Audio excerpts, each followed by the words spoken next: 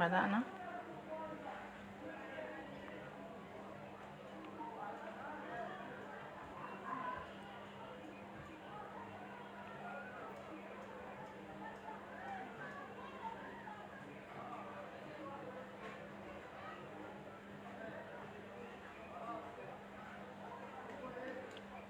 السلام عليكم.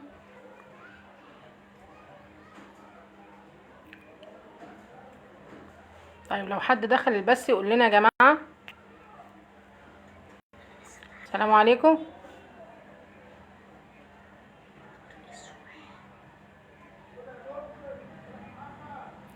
طيب هو عموما انتوا وحشتوني جدا، وانا عارفة ان انا ما بطلعش.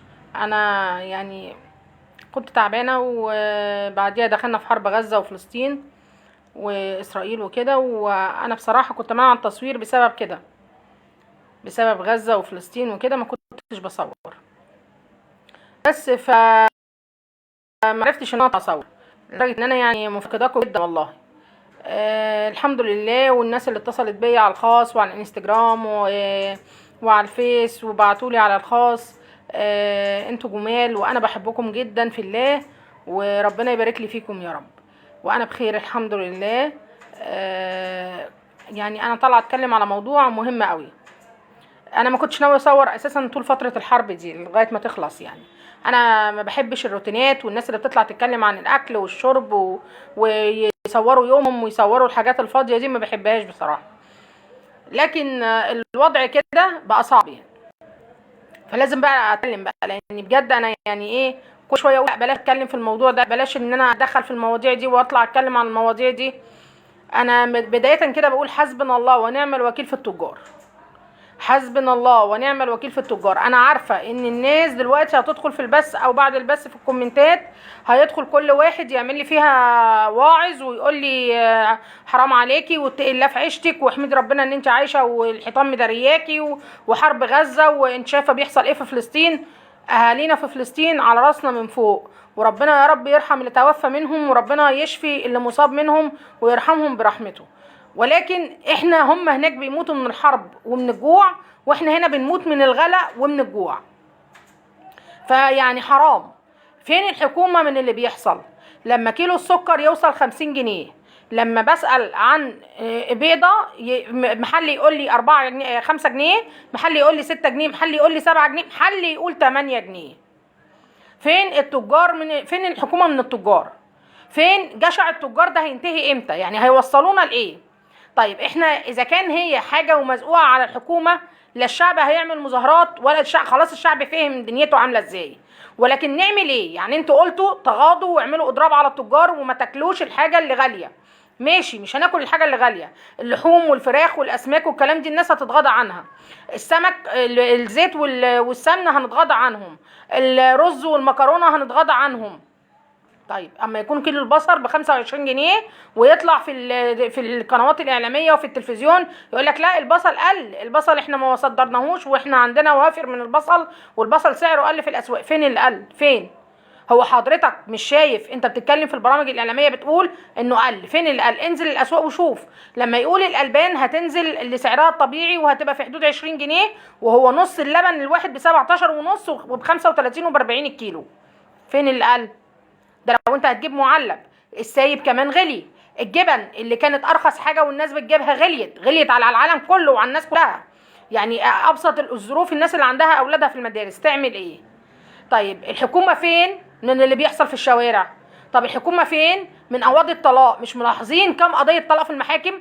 في ناس هتدخل تقول لي بقى اسكتي بقى، انت مش شايفه الحروب؟ نحمد ربنا ان احنا عايشين. يا ستي عايشين على عيننا وعلى راسنا، في غيرنا مش عارف يعيش، الحمد لله في السراء والضراء. ولكن لامتى هنفضل لكده؟ لامتى هنفضل في زياده الاسعار يعني اللي ملهاش حدود دي؟ لامتى هنفضل؟ لامتى كل تاجر بكلمه؟ واتكلم البياع يقول لك انا مشكلتي مع التاجر، ونكلم التجار يقول لك لا انا مشكلتي مع البياع هو اللي مغلي وهو بياخد مني بسعر رخيص. نروح فين؟ نكلم مين؟ حد يقول لنا. يعني لو في حد يعرف رقم في الكومنتات نبلغ فيه عن التجار وجشع التجار يقول لنا. قالوا في الاعلام ان في سكر مدعم بينزل في الجمعيات. فين السكر المدعم اللي بينزل؟ بيروحوا اصحاب المتاجر واصحاب الماركتات ياخدوه وياخدوا بعضهم ويمشوا. فين المواطنين من اللي هم خدوا منه من المدعم؟ مفيش. السكر المدعم نزل وخلص والمواطنين ما خدوش منه حاجه. 3/4 المواطنين راحوا يقولوا لهم خلص ليه؟ لان هو بيراضي صاحب الجمعيه او صاحب الكشك، بيراضيه، التاجر بيجي يراضيه وياخده يبيعه بسعر اغلى ويراضي صاحب الكشك وخلاص على كده. كنا نسمع زمان عن حاجه اسمها الرقابه التموينيه، هي فين؟ لعل بس بنطمن عليكم، لعل تكونوا بخير في المكاتب. فين اللحوم اللي هي المجمده والمدعمه والحاجات دي؟ كانت بتنزل محدش بيروح يشتريها ويقول لا ده احنا مش واثقين من جودتها، لا احنا مش عارفين نوعها ايه اللحمه دي. النهارده الناس مش لاقياها، بتنزل خلال يوم ولا 2 بتتسحب، خلاص خلصت من الجمعيات. يقول لك انا مدخل مش عارفه كام طن لحمه. فين الرز اللي وصل 35 جنيه كيلو؟ الزيت الازازه كيلو الا ربع وصلت 50 جنيه و60 جنيه في بعض الاماكن، كيلو الا ربع والله مش كيلو، في بعض الاماكن واصله 55 جنيه و60 جنيه. طب الناس تاكل ايه؟ طيب حضرتك مش ملاحظ المحاكم عدد الطلاق فيها بقى قد ايه؟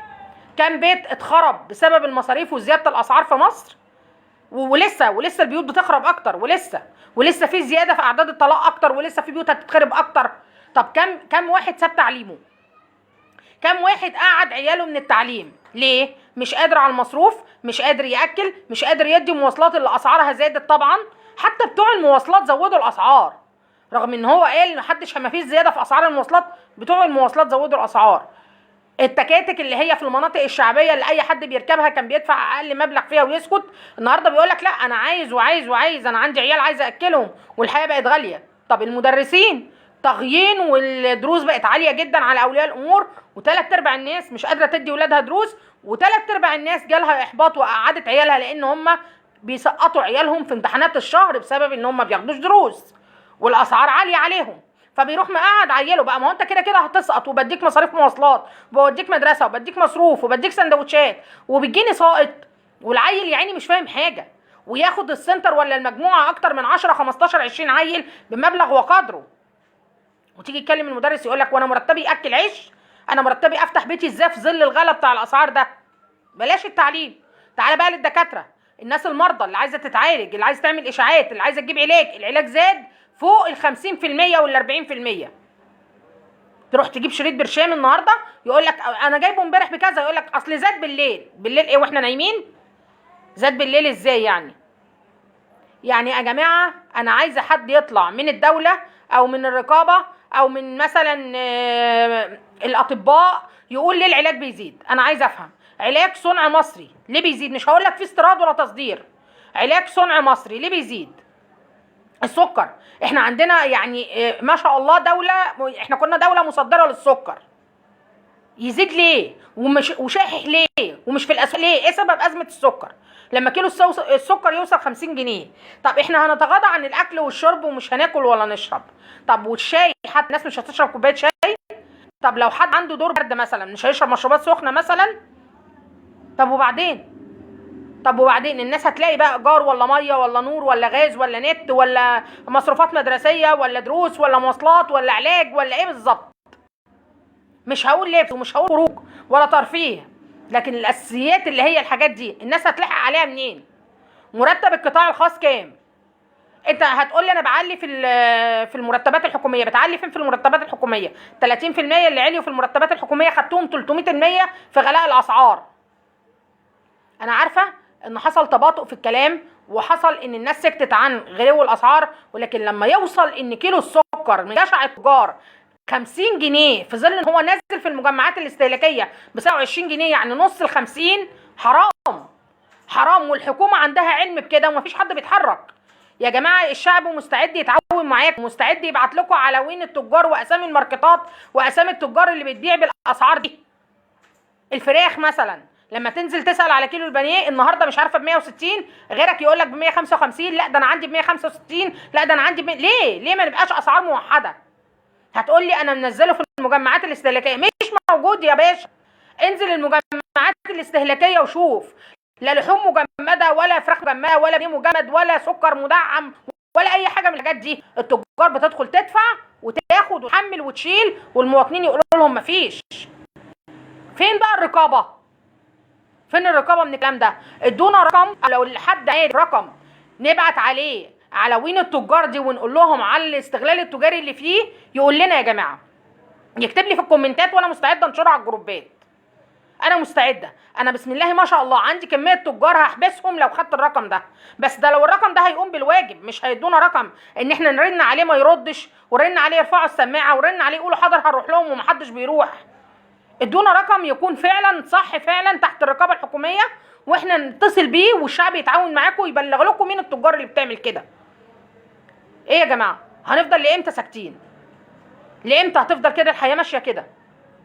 ناس كتير بيوتها اتخربت، ناس كتير اتطلقت، ناس كتير قعدت عيالها من التعليم، ناس كتير بتموت مش عارفه تتعالج، بتموت مش عارفه تعمل اشاعه.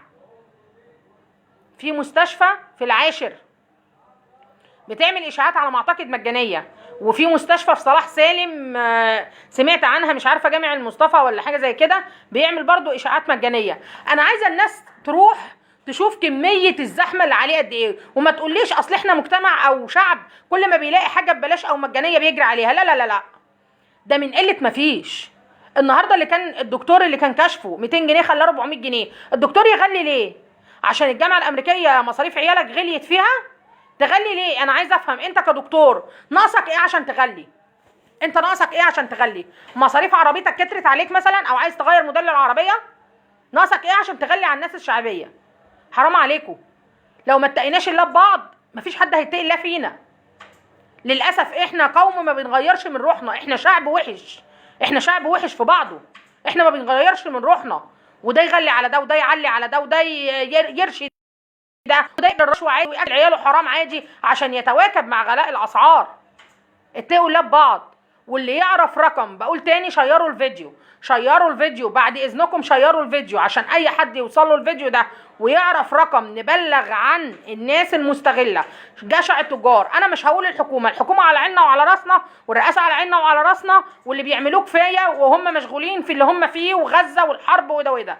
في ظل اللي احنا فيه والانشغال بتاع غزه والحرب والكلام ده، المفروض نراعي ظروف بعض بقى. لا التجار خدتها هوجه وعلو علو علو في الاسعار، زائد بقى دكاتره علت، مدرسين علت، مواصلات عليت، اكل علي، مفيش حاجه بتنزل. حتى لما الحكومه بتعلن ان في حاجه هتنزل من السلع واسعارها هتنزل، ما بتنزلش والله، ما بتنزل، بيبقى كلام اعلام بس. انزل على ارض الواقع وشوف. ارجوكوا شيروا الفيديو عشان يوصل لاي حد من الحكومه، يبعت لي انا شخصيا على الخاص عندي، او يبعت على صفحتي، او يبعت اي حد، او يكتب في الكومنتات اي رقم نقول ان هو فعلا رقم صحيح للرقابه الحكوميه ممكن ينزلوا بيه على التجار الجاشعين، واحنا مستعدين كشعب نبلغ عنهم ونشهد عليهم ونجيب اماكنهم ونقول عليهم وكل حاجه. ارجوكوا يا جماعه، ارجوكوا شيروا الفيديو عشان نقدر ان احنا نعمل حاجه، عشان نقدر نوقف جشع التجار. ما هو لو جشع التجار وقف، خلوا بالكم يا جماعه، هو لو الاكل رخص حاجات كتير قوي هترخص. المواصلات سعرها هينزل، سعرها هينزل. بدل ما سواق التوك توك هيطلب منك في المشوار 10 اللي هو يستحق 5، لا هيطلب 7 مثلا. يعني مثلا المدرس مثلا هيتغاضى شويه عن الدروس، المرتب بتاع اللي شغال قطاع خاص هيكفي شويه. انما لما يبقى اكل غالي، علاج غالي، مرافق غاليه، سكن غالي، الناس تكفي منين يا جماعه؟ مواصلات غاليه، الناس تكفي منين؟